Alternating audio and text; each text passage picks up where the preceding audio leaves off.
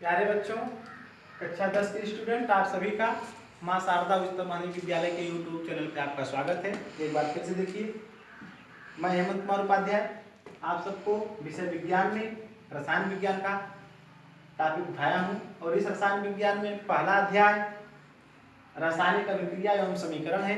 मैंने अभी इसके पीछे वाले वीडियो में आपको रासायनिक अभिक्रिया को समझा दिया था, पढ़ा दिया था और उस दिन बताया था। मैं अब आपको रासायनिक समीकरण को पढ़ाऊंगा, उसके बाद जो भी सिलेबस में है वो सब बताया जाएगा। अब मैं आपको ये बता देना चाह रहा हूँ कि रासायनिक समीकरण क्या होता है। अभ्यास में रासायनिक अभिक्रिया एवं समीकरण था, रासायनिक अभिक्रिया की बातें हो चुकी हैं। आज मैं आपको रासायनिक समीकरण पढ़ाने चल रहा हूँ। तो रासायनिक समीकरण होता क्या है, यह देखिए रासायनिक अभिक्रिया को प्रतीकों में संकेत भी होता है, प्रतीकों तथा सूत्रों द्वारा प्रकट करने का जो संक्षिप्त रूप है वह रासायनिक समीकरण कहलाता है।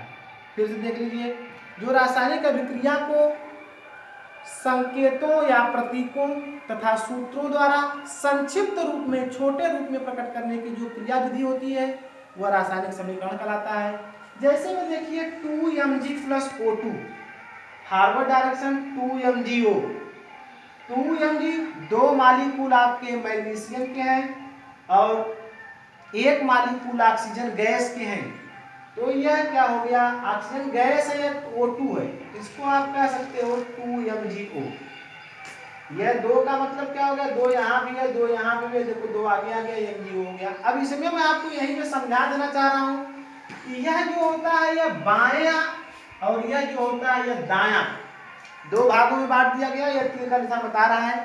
जो बाएं होता है उसको हम अभिकारक कहते हैं, जो दाएं होता है उसको हम उत्पाद कहते हैं। बाएं वाले को अभिकारक कहते हैं। अभिकारक अगर एक या एक से अधिक, एक है तब तो ठीक है, अगर दो है तो उसके बीच में धन का चिन्ह लगा होता है, प्लस का चिन्ह लगा होता है। अब यह क्या होता है, इसकी कितनी पॉइंटें होती है वह पॉइंट मैं आपको आगे बताने चल रहा हूँ कि रासायनिक समीकरण को लिखने की विधि, रासायनिक समीकरण को जो लिखने की विधि होती है वह क्या होती है। किसी रासायनिक अभिक्रिया के समीकरणों को, निम्न पदों में प्रकट किया जाता है या लिखा जाता है। जिसमें पहला क्या है, अभिकारकों। जैसा मैंने आपको बताया कि बाएं वाला अभिकारक है। अभिकारक होता क्या है, क्रिया में भाग लेने वाले पदार्थ। अभिकारक क्या होते हैं, बाएं तरफ होते हैं और वे होते क्या है, क्रिया में भाग लेने वाले पदार्थ होते हैं। को बाईं ओर, मैंने पहले बता दिया है, बाईं ओर तथा उत्पादों का मतलब क्या होगा, क्रिया में प्राप्त होने वाला पदार्थ वह किधर होता है, दाईं ओर होता है, उसको दाईं ओर लिखते हैं। तथा उनके बीच, अभिकारक और उत्पाद के बीच या तो बराबर का चिन्ह लगा होता है या तो फिर तीर का निशान लगा होता है। ध्यान दीजिए, या तो बराबर का चिन्ह लगा होता है या तो तीर का निशान लगा होता है। यदि अभिकारक तथा उत्पाद एक से अधिक होते हैं, तो जैसे पहले मैं बता दिया है, एक से अधिक होते हैं तो उनके बीच धन का चिन्ह लगा होता है, प्लस का चिन्ह लगा होता है। जैसे में आपको यह बताया जा रहा है, जैसे में बताया जा रहा है वही चीज जो ऊपर का उदाहरण दिया गया है, 2Mg + O2, forward direction 2MgO। ये देखो हिंदी में इसको देख लीजिए, मैग्नीशियम, Mg के दो मालिक्यूल हैं, मैग्नीशियम प्लस ऑक्सीजन, ऑक्सीजन के दो मालिक्यूल है लेकिन ऑक्सीजन गैस का एक मालिक्यूल है। ये ध्यान दीजिएगा, जबकि यहाँ पे होता है ऑक्सीजन गैस के दो मालिक्यूल हैं लेकिन ऑक्सीजन का एक मालिक्यूल है, सॉरी ऑक्सीजन का दो मालिक्यूल है लेकिन ऑक्सीजन गैस का एक मालिक्यूल है, अर्थात अणु है। तो दो यानी magnesium plus oxygen, forward direction magnesium oxide, जो यह 2MgO है यह मैग्नीशियम ऑक्साइड बना हुआ है। दो मालिक्यूल, दो अणु मैग्नीशियम के, दो अणु ऑक्सीजन के जब आपस में परस्पर संयोग करते हैं, मिलते हैं, तो यह मैग्नीशियम ऑक्साइड का निर्माण होता है। वो अभी दो मालिक्यूल, दो अणु। नंबर 2 पे परमाणु अभिक्रिया परमाणु अभिक्रिया में नष्ट नहीं होता। जो परमाणु होता है बेटा, यह जो अभिक्रिया होती है इसमें कभी नष्ट नहीं होता। अतः समीकरण के दोनों ओर परमाणुओं की संख्या बराबर होनी चाहिए। देखिए दो इधर है, दो इधर है, देखो दो यहाँ पे है।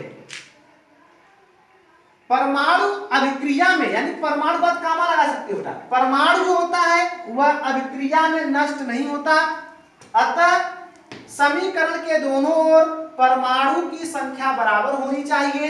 नंबर 3 क्या कह रहा है कि यदि उत्पाद गैसीय अवस्था में है, यदि उत्पाद गैसीय अवस्था में है तो उत्पाद के आगे सीधा यानी ऊपर की तरफ तीर का निशान लगा होता है, देखो यहां पर ध्यान दीजिए।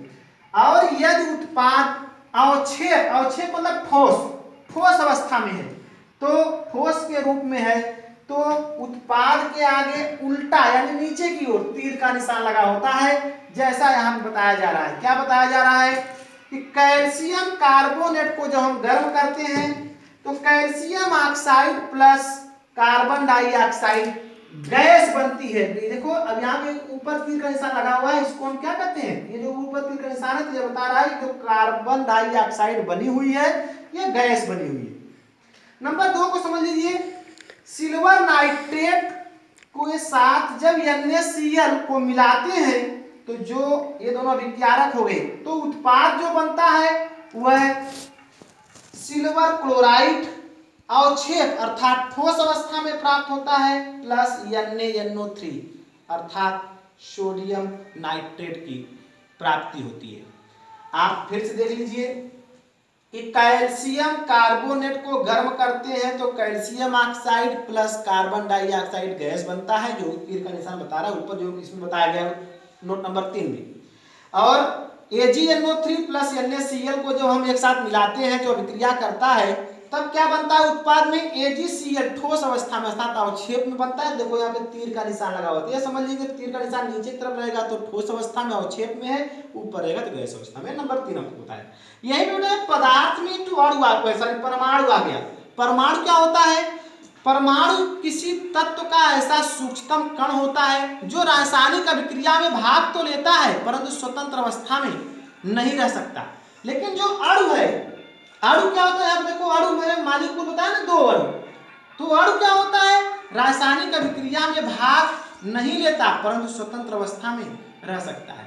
तो बेटा एक बात ध्यान से देख लीजिए, अभ्यास 1 का रासायनिक अभिक्रियाएं एवं समीकरण में रासायनिक अभिक्रियाएं अर्थात रासायनिक अभिक्रियाएं जो है उसको पढ़ा दिया गया, रासायनिक समीकरण जो है वो पढ़ा दिया गया आपको।